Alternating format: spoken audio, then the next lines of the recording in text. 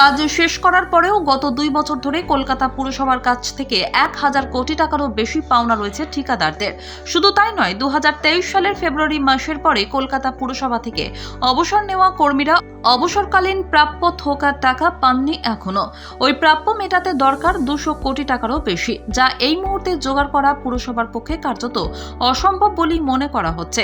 আয়ের থেকে ব্যয়ের বহর বেড়ে যাওয়ার ফলে কোষাগারের এই হাল, এই অবস্থা। আজ শনিবার 2024-25 অর্থবর্ষের পুরো বাজেট পেশ করবেন মেয়র ফিরহাদ হাকিম। পেটের সমস্যা নিয়ে মেয়র বর্তমানে ইএম বাইপাসের একটি বেসরকারি হাসপাতালে চিকিৎসাধীন।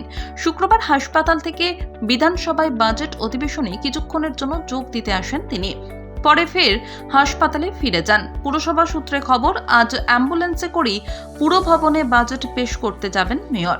2022-23 অর্থবর্ষে মেয়র 177 কোটি টাকার ঘাটতি বাজেট পেশ করেছিলেন। 2023-24 অর্থবর্ষে ঘাটতি বাজেটের পরিমাণ ছিল 144 কোটি টাকা। পুরসভা সূত্রে খবর, আজও 2024-25 অর্থবর্ষের জন্য ফের বিপুল পরিমাণ ঘাটতি বাজেট পেশ করতে চলেছেন মেয়র। পুরসভার অর্থ দপ্তরের আধিকারিকেরা জানাচ্ছেন, আয়ের সঙ্গে খরচের সামঞ্জস্য না থাকায় কোষাগারে অভাব থেকেই যাচ্ছে। 2021-22 অর্থবর্ষে সম্পত্তি কর আদায়ের মোট পরিমাণ ছিল 890 কোটি টাকা। 2022-23 অর্থবর্ষে যা বেড়ে দাঁড়ায় 1100 কোটি টাকা।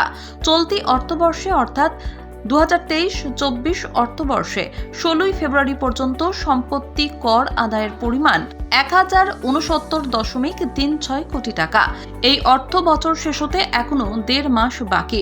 পুরসভার অর্থ দপ্তরের এক আধিকারিকের কথায়, গত 3টি অর্থবর্ষের নিরিখে চলতি অর্থবর্ষে সম্পত্তি কর আদায় একেবারেই সন্তোষজনক নয়। পুরসভার আয়ের প্রধান উৎসই সম্পত্তি কর। পুরসভার কর রাজস্ব দপ্তরের সূত্রের খবর, 2022-23 অর্থবর্ষের 1 এপ্রিল থেকে 16 ফেব্রুয়ারি পর্যন্ত সম্পত্তি কর আদায় হয়েছিল 978.81 কোটি টাকা। 2023-24 অর্থবর্ষে এই একই সময়ে আদায় হয়েছে 1069.36 কোটি টাকা। অর্থাৎ আদায় বেড়েছে মাত্র 9.25%।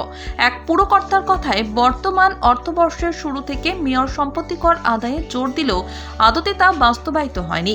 পুরসভার সম্পত্তি কর দপ্তরের আধিকারিকদের অবশ্য দাবি, বর্তমান অর্থবর্ষ শেষ হতে মাস 3 বাকি।